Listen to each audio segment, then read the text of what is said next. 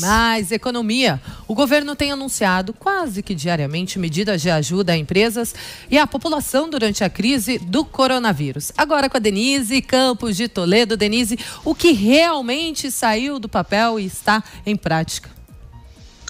Olha, Kalina, bom dia, antes de mais nada, né? Mas nós temos visto aí o governo tentando agilizar a liberação de crédito para as empresas, auxílio emergencial. Diariamente a gente tem mais um lote de liberação e isso mais ou menos está funcionando, embora no caso das empresas nós tenhamos gargalos enormes no sistema bancário que impedem que esses recursos cheguem de fato no varejo. A gente tem visto aí anúncio de empresas que correm o risco de quebrar, que estão demitindo por não receber esses recursos. Em relação ao auxílio emergencial, se percebeu uma dificuldade operacional enorme de a Caixa colocar esse dinheiro em circulação, faltou papel moeda, se tenta agilizar o uso digital e não consegue. Agora, o que está chamando a atenção é o atraso do governo na liberação de recursos destinados especificamente ao combate à pandemia. Um estudo da IFE, que é a Instituição Fiscal Independente, que acompanha toda a evolução das finanças públicas, aponta exatamente para essa situação. Dos 35 bilhões autorizados pelo Congresso para utilização no combate direto ao coronavírus, apenas 8,4 bilhões foram liberados de fato. Isso representa 24% dos recursos. É o atraso de repasse de dinheiro para os estados e municípios destinados exatamente à área de saúde, à contratação de pessoal, que houve autorização para 5.158 contratações de pessoal que vai atuar na linha de frente no combate à pandemia. Então, o dinheiro, claro, está chegando ao Ministério da Saúde, tem chegado aos estados e municípios, mas num ritmo lento demais, o que mostra uma ineficiência gerencial nessa parte dos recursos destinados ao combate ao coronavírus. Isso pode atrapalhar, inclusive, a condição de atendimento. A gente vê que há problemas nos estados, há problemas também nos municípios, até em construção de hospitais de campanha, denúncias de irregularidades, mas essa questão de o dinheiro não estar chegando na ponta final é um dado que preocupa bastante. E, como eu disse, a Instituição Fiscal Independente tem acompanhado toda a liberação de recursos. Se estima agora que o rombo das finanças do governo, por causa de toda essa situação, possa chegar aos 700 bilhões neste ano, né, em parte pela ajuda aos estados e municípios, que ainda não houve a liberação efetiva daquela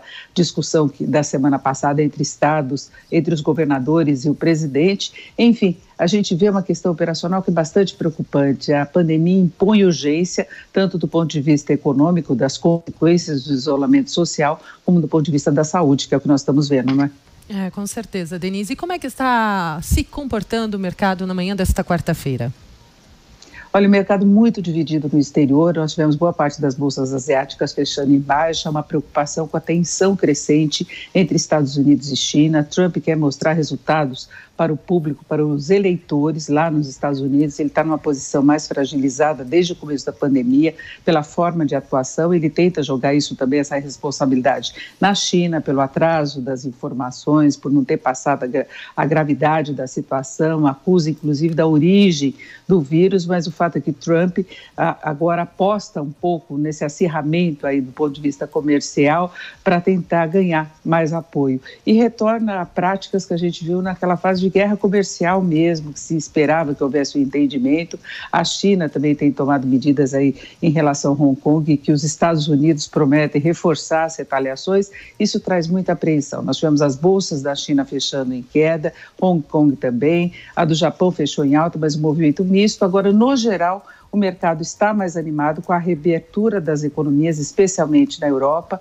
Isso tende a produzir resultados melhores. Também se espera mais um pacote de ajuda às economias europeias. E nós temos aqui no Brasil o 6º dia do dólar em queda. Agora, na abertura, a queda de 0,49%. A cotação de venda está em R$ 5,33. E no mês, o dólar já está acumulando queda. Vamos ver como é que vai ser o fechamento, se ele mantém essa trajetória, porque tem todas as preocupações domésticas também, questões políticas, tudo isso pode mudar o humor do mercado, mas por enquanto o dólar em queda. Denise, a Comissão Europeia apresentou um plano de recuperação econômica de 750 bilhões de euros.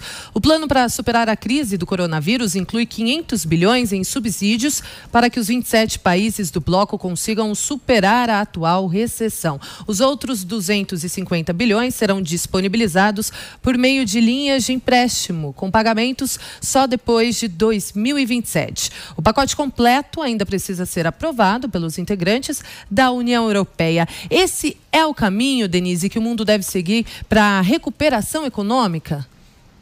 Sem dúvida alguma, é importante que haja essa coordenação para a liberação de recursos em todas as economias. A gente vê essa preocupação nos países europeus isoladamente, nós vemos essa preocupação na Ásia também, o governo liberando recursos, flexibilizando as concessões de crédito, redução dos juros onde foi possível, porque já pegou o mundo essa pandemia com um nível de juros muito baixos.